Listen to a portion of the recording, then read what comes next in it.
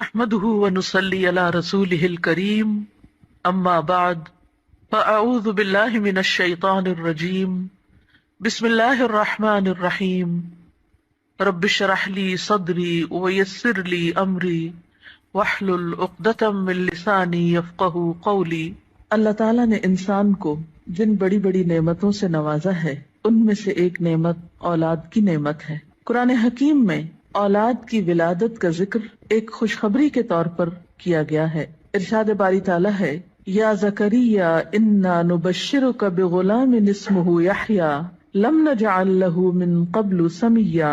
اے زکریا، ہم تجھے ایک بچے کی خوشخبری دیتے ہیں جس کا نام یحییٰ ہے، ہم نے اس سے پہلے اس کا ہم نام کبھی کسی کو نہیں کیا۔ تو گویا اولاد کا دنیا میں آنا انسان کے لیے ایک خوشخبری کی حیثیت رکھتا ہے۔ ایک اور جگہ پر اولاد کو دنیاوی زندگی کی رونق اور زینت کہا گیا ہے۔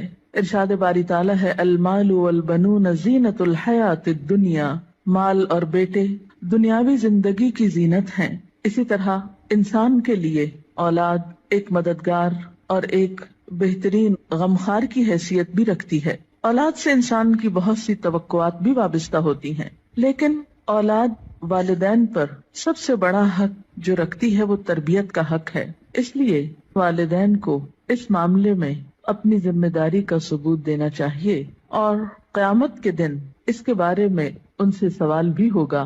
قرآن پاک میں اللہ سبحانہ وتعالیٰ فرماتے ہیں، یا ایھا الذین آمنوا قوا انفسکم واہلیکم نارا، اے لوگو جو ایمان لائے ہو اپنے آپ کو اور اپنے گھر والوں کو آگ سے بچاؤ۔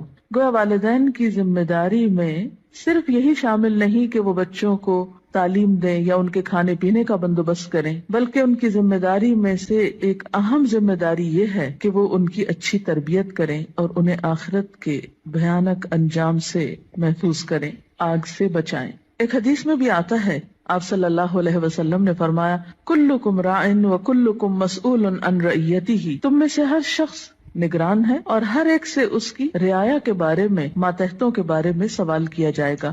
فالمرأة راعیۃ فی بیت زوجہا، اور عورت اپنے شوہر کے گھر میں نگران ہے، یعنی صرف باپ سے نہیں، ماں سے بھی پوچھا جائے گا کہ اس نے اپنے بچوں کی تربیت کیسے کی۔ اس لیے ہم دیکھتے ہیں کہ انبیاء علیہم السلام اپنی اولاد کے بارے میں ہمیشہ فکر مند رہے۔ حضرت ابراہیم علیہ السلام اپنے ساتھ اپنی اولاد کے لیے بھی دعائیں مانگتے ہیں، رب اجعلنی مقیم الصلاۃ ومن ذریتی، اے اللہ مجھے نماز قائم کرنے والا بنا اور میری اولاد میں سے بھی۔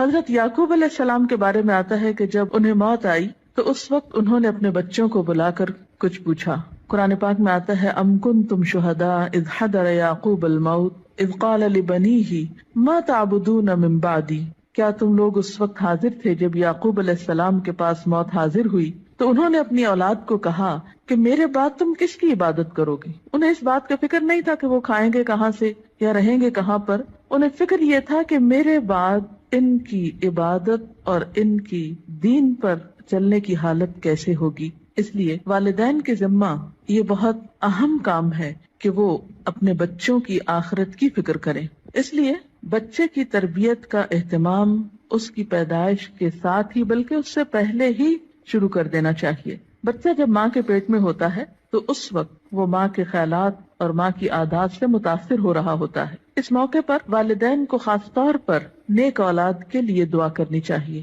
جیسا کہ قرآن پاک میں آتا ہے، رب ھب لی من لدنک ذریۃ طیبہ، اے میرے رب مجھے اپنے پاس سے پاکیزہ اولاد عطا کر۔ پھر اسی طرح بچے کی پیدائش پر خواہ وہ لڑکی ہو یا لڑکا، خوشی کا اظہار کرنا چاہیے، اللہ تعالیٰ کا شکر ادا کرنا چاہیے، اس نعمت کو اچھی طرح قبول کرنا چاہیے تاکہ پھر اس کی صحیح طور پر قدردانی ہو سکے۔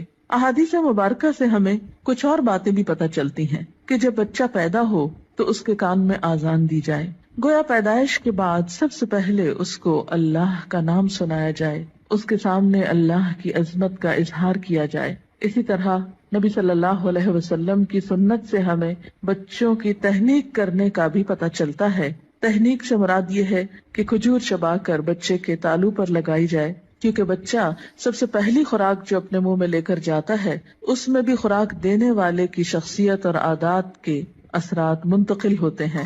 صحیح بخاری میں ابو موسیٰ اشعری روایت کرتے ہیں کہ میرے ہاں ایک بچہ پیدا ہوا میں اس کو لے کر نبی صلی اللہ علیہ وسلم کی خدمت میں حاضر ہوا. آپ نے اس کا نام ابراہیم رکھا. ایک کھجور سے اس کی تہنیک کی اور اس کے لیے برکت کی دعا کی اور اسے میرے حوالے کر دیا. پھر اسی طرح بچے کا نام اچھا رکھنا چاہیے. نام ایسا ہو کہ جس کا مطلب بھی اچھا ہو، تاکہ بچہ جب پکارا جانے پر اپنا نام سنے تو وہ اچھے لفظ کو بار بار سنے. ایسا نام نہیں رکھنا چاہیے کہ جس کا پروننسیشن، تلفظ یا معنی اچھا نہ ہو. اسی طرح نومولود یعنی نئے نوزائیدہ بچے کے بارے میں یہ حکم بھی دیا گیا ہے کہ ان کے ولادت کے 7ویں دن ان کے بال منڈائے جائیں. بعض حکماء نے اس کی یا اطباء نے اس کی حکمت یہ بیان کی ہے کہ سر مڑنے سے سر کے مسامات کھلتے ہیں، نگاہ، سماعت اور سونگنے کی قوت کو فائدہ پہنچتا ہے. اسی طرح سنت میں ہمیں بچوں کا عقیقہ کرنے کے بارے میں بھی تعلیمات ملتی ہیں. عقیقہ کرنے میں ایک حکمت یہ ہے کہ انسان اپنے رشتہ داروں کو، غریبوں کو، ہمسایوں کو اس خوشی میں شریک کرتا ہے. اس موقع پر ان کے لیے گوشت بھجواتا ہے، یعنی عقیقے کے جو بکرے ہیں ان میں سے. پھر اسی طرح بچپن ہی سے بچوں کے ساتھ محبت اور شفقت کے ساتھ پیش آنے کا حکم ہے. بچہ صرف غذا کا ہی محتاج نہیں ہوتا، محبت و شفقت اور کیئر کا محتاج بھی ہوتا ہے. نبی صلی اللہ علیہ وسلم کا ارشاد ہے، جو ہمارے بچوں پہ شفقت نہ کرے اور ہمارے بڑوں کی عزت نہ کرے وہ ہم میں سے نہیں. پھر آپ دیکھیے کہ تربیت میں صرف محبت و شفقت ہی کافی نہیں ہوتی، بلکہ اس کے ساتھ ساتھ بچوں کو ڈسپلن سکھانا بھی بے حد ضروری ہوتا ہے. پھر یہ ہے کہ بچوں کی تربیت کے مختلف پہلو ہیں. ان کی تربیت میں ان کی ایمانی تربیت، اخلاقی تربیت، جسمانی تربیت، عقلی تربیت، نفسیاتی تربیت،